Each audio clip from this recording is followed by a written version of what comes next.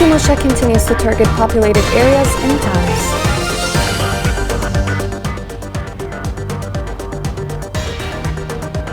Israeli warplane bombs central and northern Gaza Strip.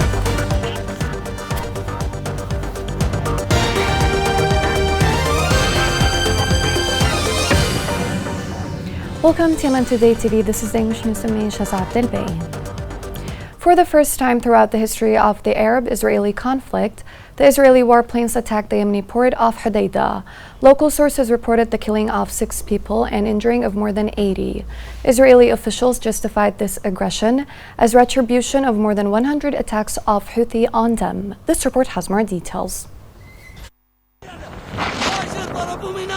Israeli military forces have launched a series of strikes on several Houthi targets in western Yemen. Officials said they hit a number of military targets in Hodeidah, a Houthi stronghold, in response to hundreds of attacks against Israel in recent months. The Israeli defense minister said that the Houthis attacked them over 200 times. The first time that they harmed an Israeli citizen, they have struck the Houthis, and they threatened to do this in any place where it may be required. The strikes appear to be Israel's first on Yemeni soil since the Israeli conflict began last October. Houthi officials claim the strikes targeted fuel storage facilities and a power station, with the Sana'a Ministry of Health reporting 80 wounded and many with severe burns. Houthi spokesman denounced the blatant Israeli aggression, warning of impactful strikes in retaliation. The rebel-controlled TV reported death and injuries and widespread power cuts following the attacks.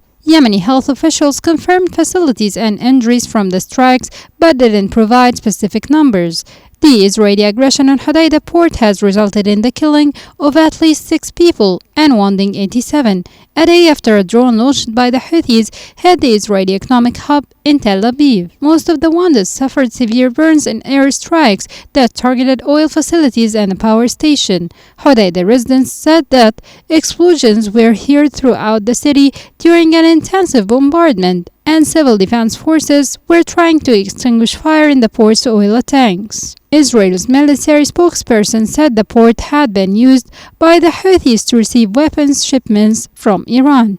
The targets more than 1,700 kilometers from Israel included dual sites, such as energy infrastructure.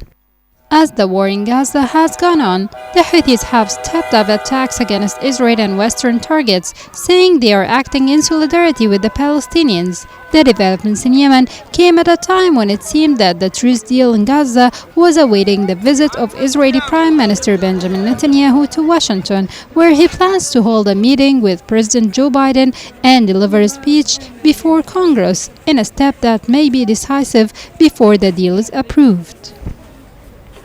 To understand more the Israeli attack on Hodeidah, I'm delighted to be joined here in the studio by Mr. Nabil Najm Ad-Din, Senior International Relations Expert. Thank you for joining us, Mr. Najm Ad-Din. Thanks for having me. Thanks. Let me first start by asking you that Israel bombed Hodeidah city in Yemen yesterday in response to the Tel Aviv attack. The attack is the first on Yemeni soil throughout the Arab-Israeli conflict. What is your understanding to this major escalation? First of all, I would like to mention that this is a violation to the sovereignty of a member state to the United Nations called Yemen. Israel has got no right to violate the sovereignty of the state of Yemen, because that air drone is not highly flagged by the flag of Yemen. So, number one fact that it is a violation to the sovereignty of Yemen. Number two, this is, for me, Israel is trying to set a new equation in the region, because to go 1,800 kilometers by Air Force and bomb a port of an Arab state, a member of the United Nations, it means the war could easily get out of hand to a regional military conflict. And expand, right. So observers say the Israeli attack on Hodeidah is another indication that Israel's war on Gaza could lead to a wider regional war, like you said now. Exactly. How would you respond? It's a quite hazard situation, because uh, if a group is pretending that it is the one which has launched the attack on Tel Aviv, it doesn't give Israel any right to violate the sovereignty of Yemen.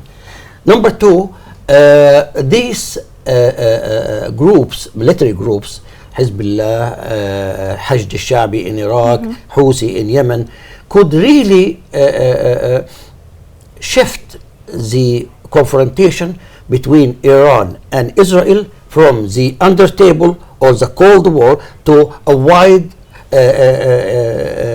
spread military conflict, which would affect the oil countries and obviously would reflect negatively on the world economy and world peace. In your opinion, how would this development affect the ceasefire talks in Gaza and peace in Yemen, especially that Houthis have been bombing since a very long time now, and now there's retribution attacks from Israel? The bombing of Al Hudaydah port is going to paralyze the means of Al Houthi, and it's going to hit the backbone of that group, because that port, which is 200 kilometers to the west from Sana'a, is the source of money, oil, gas, and other things. And it's going to have negative retaliations in Saudi Arabia, UAE, Oman, Egypt, and the Suez Canal, because for me, I can see that it's going to open the front for more military actions and retaliations. I'm very much worried about Iran, because it could really maybe get involved in that wide open confrontation, and you never know who's going to hit and who's going to be the next victim, because a drone could go to one of those oil countries and get them involved in that stupid war between Israel and others. I would like to sum my contribution by saying no regional peace in this part of the world without settling the Palestinian issue. USA, EU, Russia, China, France, the permanent member of the Security Council, which is the main task of that council, is stability and peace in the world. No stability, no peace in the Middle East before we settle the Palestinian issue and get the Palestinian state with the capital Jerusalem. The two-state solution is the way to get stability in the Middle East. Mr. Najmuddin, thank you so much for joining us, and thank you for your insights. Pleasure.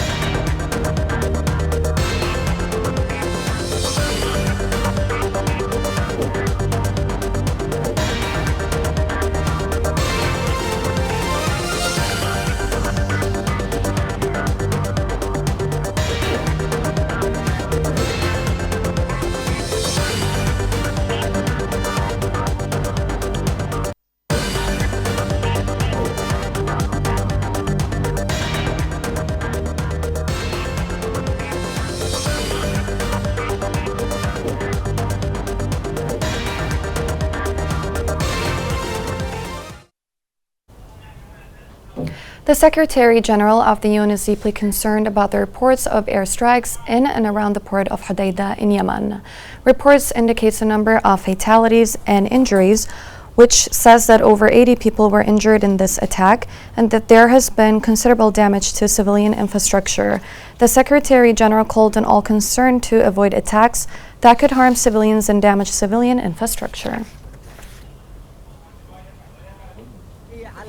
The Yemeni government condemned in strongest terms the Israeli aggression and violation of the control of Yemeni lands.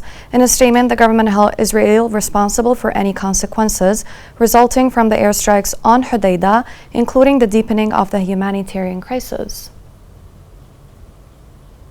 The Saudi Ministry of Foreign Affairs said the military escalation on Hodeidah doubles the current tension in the region.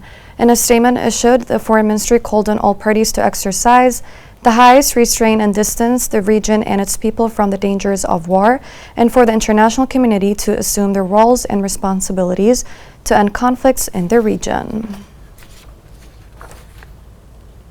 In the same line, Egypt said it's following up with great concern the Israeli military operation on Yemen, which further escalates the current tensions on all fronts. Egypt stressed the importance of uniting international efforts to maintain the security and stability of the region, warning of the dangers it had previously indicated of expanding the scope of conflict after developments in the Gaza Strip. The Israeli army confirmed readiness to carry out a second round of airstrikes against the Houthi militia in Yemen if the group continues attacks against Israel. Israeli army radio quoted a senior government official as saying, "It is very possible that Israel is going to be forced to attack again in Yemen through a prolonged and direct round of strikes against targets of the Houthi group." The Houthi group announced it carried out 2 military operations against an American ship in the Red Sea and in the port of Iliad. The military spokesperson for the Houthi militia said in a statement that these 2 operations come within retribution attacks by Houthis over Israeli aggression on Gaza. The Wall Street Journal revealed a secret letter sent by the commander of the U.S. Central Command to U.S. Secretary of Defense Lloyd Austin. In the letter, the former commander warned that current U.S. military operations in the region failed to deter Houthi attacks on shipping in the Red Sea, recommending to take a border approach. The commander said to Austin that the U.S. must increase efforts against the Houthis economically, diplomatically, and militarily. The Houthi militia launched intense bombing using artillery on residential villages west of the city of Taiz. Local sources reported the Houthi shells fell near citizens' homes, which sparked fear and panic among the people, especially women and children. Still in Taiz, where the waterways for torrents became a source for many epidemics amid the government inaction. This report has more details. The 10-kilometer-long flood drainage channel has long been a lifeline for the city of Taiz. Today, it has turned into a random garbage dump, which constitutes a fertile ground for the breeding of mosquitoes, insects, and animals that transmit diseases, in addition to the rise of toxic fumes that threaten human health. بالنسبة للمخلفات في مجاري السيول تسبب أمراض كثيرة. The waste collected in flood drainage channels cause great dangers to the environment and the citizens. Several diseases are transmitted by mosquitoes to the people living in the area. Also, some people burn the waste, producing smoke that causes pollution to the environment. Throwing household waste into flood drains constitutes a real environmental disaster that threatens the city. What is hidden behind the scene is devastating pollution affecting the soil and groundwater due to the mixing of rainwater and wastewater with toxic waste, as well as air pollution and distortion of the aesthetic view of the city. هذا المشروع مشروع تصريف مجاري السيول بعد أن كان شريانا. The flood drainage channel was a great project in Taiz city that alleviated many dangers. Now it represents a great threat after it has been used as a garbage dump where all the waste of constructions and homes are collected. The local authorities should work on this issue and find a solution immediately. Violations are not limited to using flood drains to dispose household waste, but have even reached the point of turning them into random dumps for hundreds of tons of waste, which led to large parts of it being neglected and destroyed. The danger of this phenomenon increases with the suspicious silence of the concerned authorities, doubling its effects and negative repercussions on society. Over the past months, we have expressed our despair, outrage, and frustration over the unprecedented humanitarian catastrophe unfolding in Gaza, Sudan, Haiti, to mention but a few. Nearly 83% of Gaza's population is now displaced, with over 70% of homes destroyed. In Sudan, recent reports indicate 9.9 million people internally displaced. Haiti's escalating violence and protection crisis have forced a record of around 600,000 internally displacement in 2024, more than double the figure from 2022. Meanwhile, in Myanmar, the vast majority of the 3 million IDPs are still without proper shelter, without access to food. Medical sources in Gaza announced the death toll from the occupation aggression against the Gaza Strip had risen to more than 38,000 deaths and more than 89,000 injured since October 7 last year. The sources added that the occupation forces committed 4 massacres against families in the Gaza Strip, including 64 killed and 105 injuries in the past 24 hours.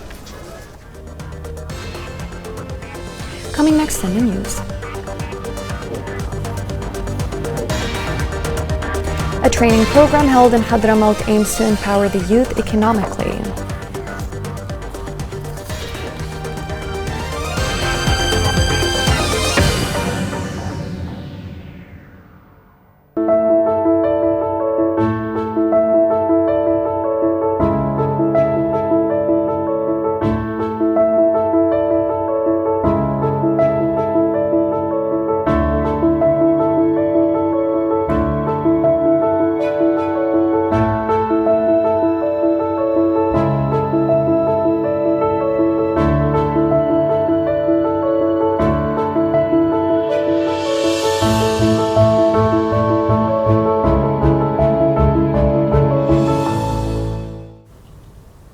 Welcome back. Moving towards achieving national food security and self-sufficiency in grains, which became the concern of Yemenis in this stage, Abiyan Governorate witnessed the establishment of an exhibition of locally grown grains. This report has more details. Among the many participants in the first grain exhibition, which was held in the city of Jar, in Abiyan Governorate, the participation of the farmer Salim represented an important opportunity to display his agricultural products of grains, exchange his experiences, and learn about many important agricultural matters and guidance. Among the grains that I displayed in this exhibition is the sesame and other types of weeds. However, we can't grow the seeds of almonds, so we couldn't have it in the exhibition. Preserving agricultural grains with their original genetic characteristics that are resistant to climate change, ensuring the country's food sovereignty and food security, and encouraging farmers to multiply good grains and expand their cultivation areas were the most prominent goals of this exhibition. The exhibition, which was met with the widespread participation, displayed a variety of local varieties and seeds, in addition to the food products such as bread and pastries, which are the part of the activities of some women's associations. هذا المعرض الذي أقيم في هذا اليوم المبارك والذي حضر كثير من القيادات في This exhibition was attended by officials in the Ministry of Agriculture, and it is expected to have other versions of the exhibition to display our original seeds. Expanding the cultivation of all kinds of grains, taking the hands of farmers, supporting them, and overcoming the difficulties they face is what the city requires at the level of Abiyan's agricultural regions to reach self-sufficiency and achieve food security for the residents of the governorate and the country in general. In Hadramaut, a vocational training program was organized for 90 young men in the city. The program aimed to empower the Yemeni youth economically. This report has more details. Instead of giving me a fish, teach me how to fish. Ashraf al-Baiti, a 20-year-old man, participated with his colleagues in a qualitative training course in the field of renewable energy. It's a course that Ashraf believes it's important for him, as it will contribute to developing his abilities to become an electrical engineer to support his family that consists of 10 members. Since I was in high school, I have been working in electronic maintenance. I then joined the solar energy department. I came to this course to benefit from the experiences and to obtain a certificate in order to support my family. Of course, solar energy is more in demand these days. 90 young people benefit from this training program, consisting of 3 professional training courses in the field of solar energy, refrigeration, air conditioning, and electrical installations, to prepare young people to engage in struggle and search for a living within the plan of the Skills Development Fund branch in Hadramaut. الآن خطة الصندوق للعام 2024 The Skills Development Fund plan for 2024 targets approximately 500 young people at the valley and coastal levels because of the importance of these professional aspects, especially now, to provide young people with job opportunities. Ashraf is one of thousands of stories of young people challenging unemployment and face the economic conditions which the country is passing through. Such training programs come to enlighten the lives of many. It develops their capabilities and meets the needs of the labor market. Here's a reminder of the main headlines. Multiple Israeli airstrike on Hodeidah port kills 6 and injures 80 people.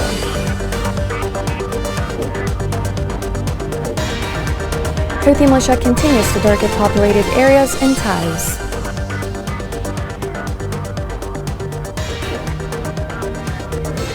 Israeli warplane bombs central and northern Gaza Strip.